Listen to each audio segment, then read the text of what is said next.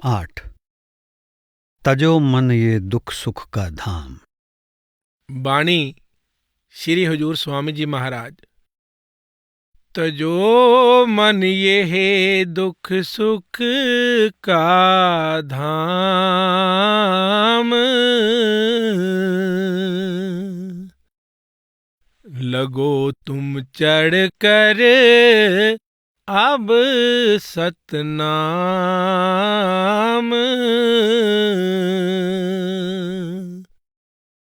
दिनाचार तन संग बसेरा,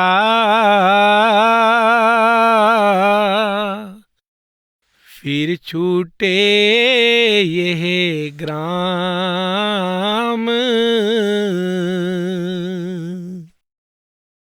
धनदारा सुत नाती कहियन,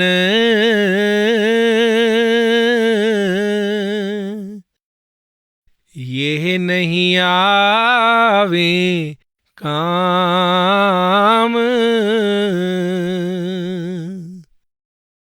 श्वास दुधारा नित ही जारी, एक दिन खाली चाम। मश्क समान जान यह देही,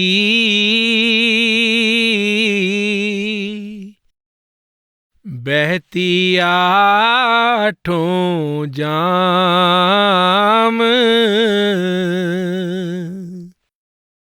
तू अचेत गाफिल हो रहता, सुने ना मूल कलाम।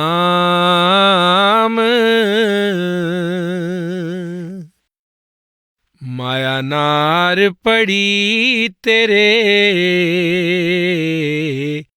पीछे,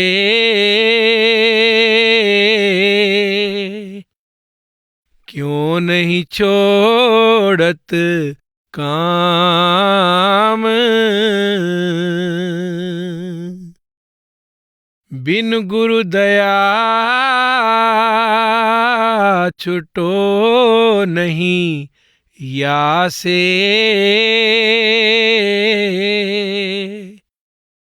भजो गुरु का नाम।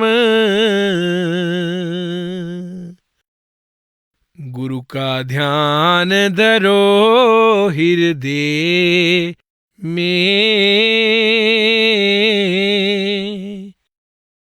मन को राखो थाम। वेदयाल तेरी दया विचारें, दम दम करें सहाम।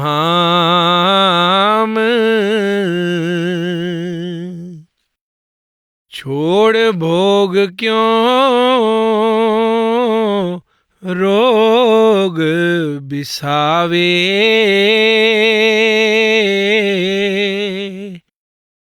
या में नहीं आराम।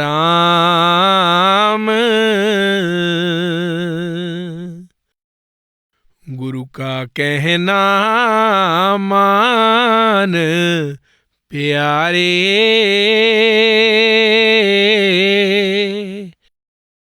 तो पावे विश्राम।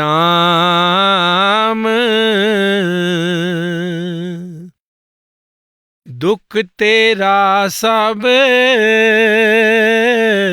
दूर करेंगे, देंगे अचल मुकाम। राधा स्वामी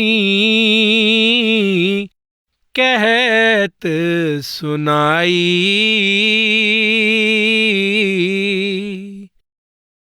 खोज करो निज नाम।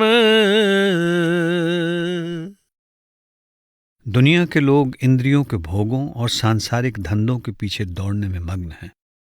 वे कभी एक चीज और कभी दूसरी में, जैसे धन दौलत, यार दोस्त और राजनीति आदि में व्यर्थ ही सुख ढूंढने की कोशिश कर रहे हैं। ये सब देखकर स्वामी जी उपदेश करते हैं कि सुखों और दुखों से भरी ये संसार रूपी नगरी चौपड़ का खेल है। यहां से मुंह मोड़कर अपने असली घर का रुख लो।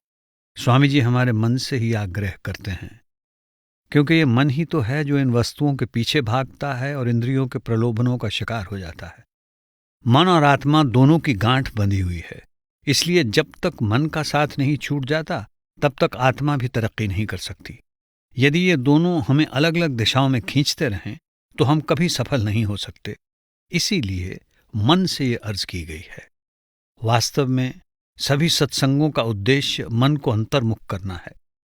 मन भी एक ऊंची हस्ती का मालिक है, त्रिकुटी का रहने वाला है, ब्रह्म का अंश है और इसने वहां के आनंद का अनुभव किया है और उसी प्रकार के आनंद को व्यर्थ इस भौतिक संसार में ढूंढता है। इसलिए सद्गुरु मन को प्रेरित करते हैं कि वो क्षणिक सुख के पीछे भागना बंद करके अपने असली ठिकाने में स्थायी सुख की खोज करे। आत्मा के साथ नीचे उतरते समय मन ने इंद्रियों का साथ ले लिया और अब इंद्रियों के भोगों में सुख और संतोष की तलाश में निरंतर भागता रहता है। अगर मन अंतर्मुख हो जाए तभी इसे सुख और शांति मिल सकती है।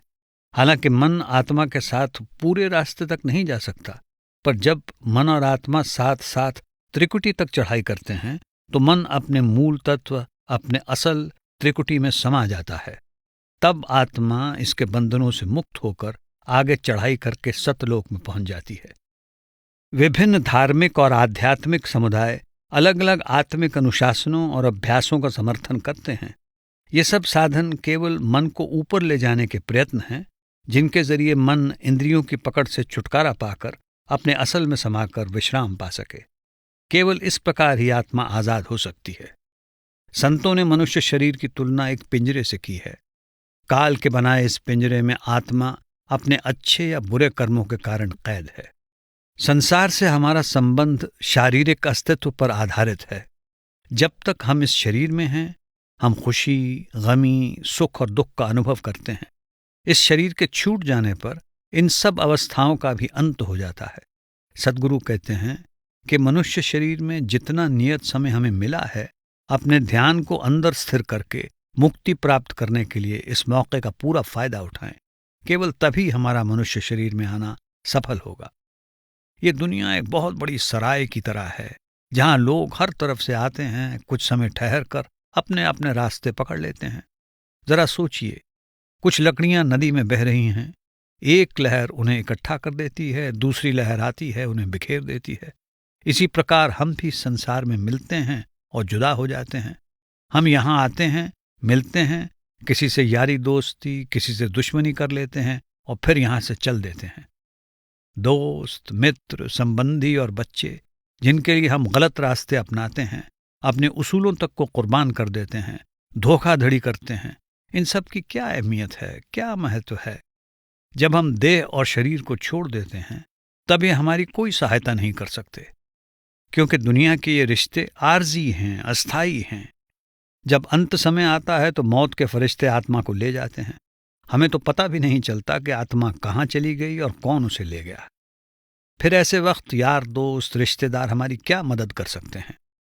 असल में इन रिश्तों से हमारे लेन देन के संबंध हैं। इन रिश्तेदारियों में कोई बच्चा है, कोई माता पिता, कोई रिश्तेदार, कोई यार दोस्त और कोई दुश्मन। जब हिसाब किताब चुकता हो जाता है तब हम जुदा हो जाते हैं और हमारे कर्मों के मुताबिक हमारा फैसला कर दिया जाता है।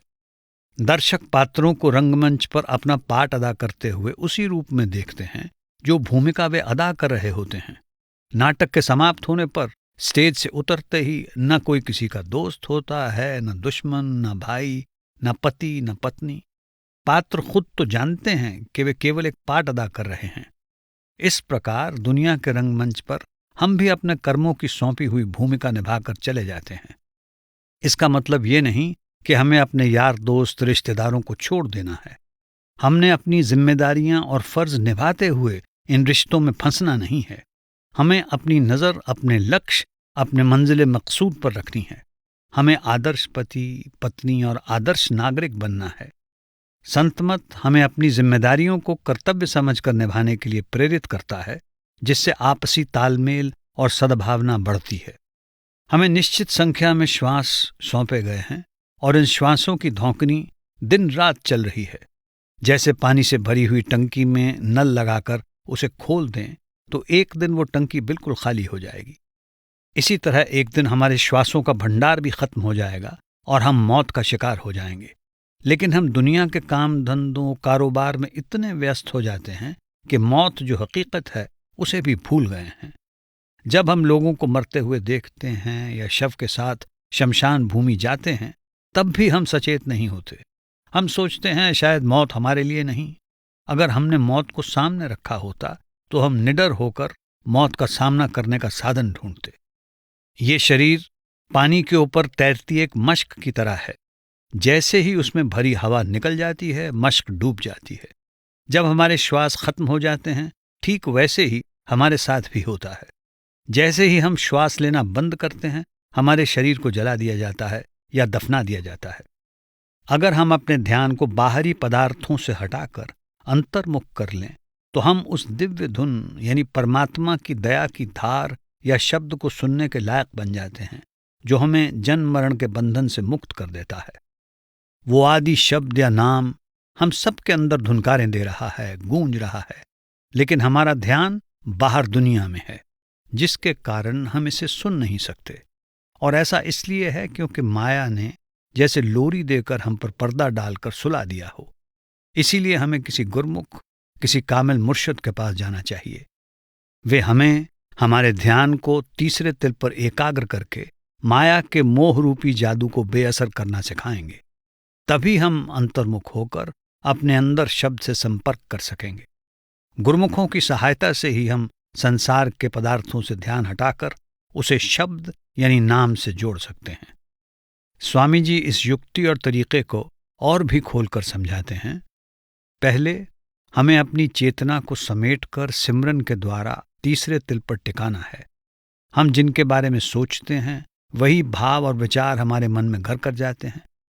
पवित्र नाम का सिमरन हमारे मन को रूहानियत की ओर मोड़ता है, जिससे हमें ध्यान एकाग्र करने में सुविधा होती है।